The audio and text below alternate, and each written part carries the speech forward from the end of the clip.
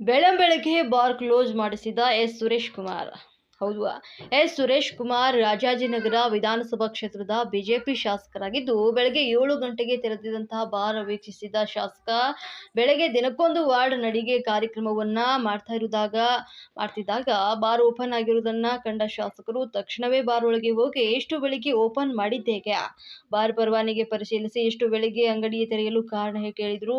ಬಳಿಕ ಇದೇನು ದಿನಸಿ ಅಂಗಡಿಯೇ ಅಥವಾ ಹೂವಿನ ವ್ಯಾಪಾರವೇ, ಮಣ್ಣಿನ ವ್ಯಾಪಾರವೇ ಅಂತ ಪ್ರಶ್ನೆ ಕೇಳಿ, ಹಾಲು ಹಣ್ಣು ಹೂ ಮಾರಾಟ ಮಾಡುವ ಸಂದರ್ಭದಲ್ಲಿ ಎಣ್ಣೆ ವ್ಯಾಪಾರ ಸರಿಯೇ ಅಂತ ಅಂಗಡಿ ಮಾಲೀಕರನ್ನ ತರಾಟೆಗೆ ತೆಗೆದುಕೊಂಡಿದ್ದಾರೆ.